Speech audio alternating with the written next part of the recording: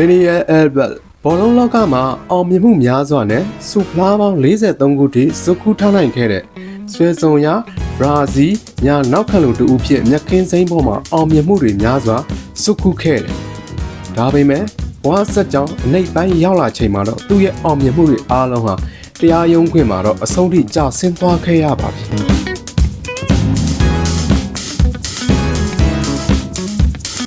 ကမ္ဘာကျော်ဘောလုံးသမားဖြစ်တဲ့ Daniel Albert ဟာသူ့ကစားသမားဘဝတက်တန်းတစ်လျှောက်ဝင်ငွေယူရိုသန်း50မှ60ကျားအထိရရှိခဲ့ပြီးစီဗီလာအသင်းမှာဘာစီလိုနာကို2010ခုနှစ်မှာရောက်ရှိလာခဲ့ပါတယ်။ဘာစီလိုနာမှာတော့သူ့ဘဝရဲ့အတောက်ပဆုံးအချိန်တွေဖြစ်ခဲ့ပါတယ်။လစာငွေကြေးတွေအပြင်စပွန်ဆာတွေကရတဲ့ငွေကြေးကြောင့် Daniel Albert တယောက်ချမ်းသာလာခဲ့ပါတယ်။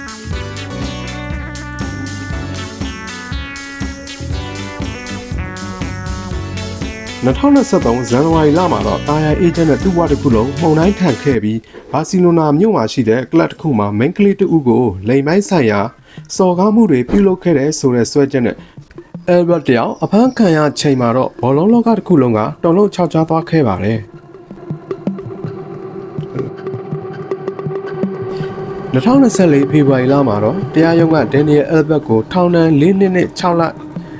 ကြာခံစေရန်အမိန့်ချမှတ်လိုက်ပြီးတော့နင်းနာသူအမျိုးသမီးကိုလည်းရော်ကြီးအနေနဲ့ယူရိုငွေ3သိန်းခွဲပေးဆောင်ဖို့အမိန့်ချမှတ်ခဲ့ပါတယ်။အဲ့ဒီချိန်မှာဝင်ငွေလျှော့နေနေပြီဖြစ်လို့ Daniel Albert ရောက်နင်းနာချင်းယူရို3သိန်းခွဲကိုမပေးဆောင်နိုင်ခဲ့ပေမဲ့တငယ်ချင်းဖြစ်သူနေမှာကူညီလို့အဆင်ပြေခဲ့ပါတယ်။2025မတ်လမှာတော့တရားရုံးက Daniel Albert ပေါ်ဆွဲဆိုထားတဲ့အမှုဟာမတိကျမှုတွေဟာကွက်တွေစီးနေတဲ့ဆိုတဲ့ဆုံးဖြတ်ချက်နဲ့ Daniel Albert ကိုတရက်သေးလှုပ်ပေးလိုက်ပါတော့တယ်။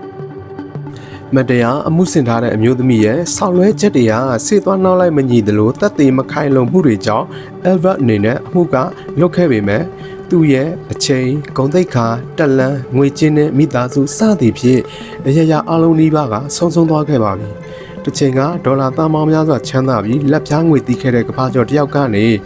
လူမွဲစီရင်ဝင်သွားခဲ့ပါပြီ။ခံရကတ်စရာကောင်းတာတခုကသူ့ကိုမတရားအမှုဆင်တဲ့အမျိုးသမီးကဘယ်သူဘယ်ဝါမှန်းတော့မသိကြဘူးလို့ဆိုကြပါတော့တယ်။အားလုံးပဲကြမ်းမှချမ်းသာပြီးတော့လူရင်ဆန္ဒတွေပြည့်စုံကြပါစေ။ကျေးဇူးတင်ပါတယ်ခင်ဗျာ။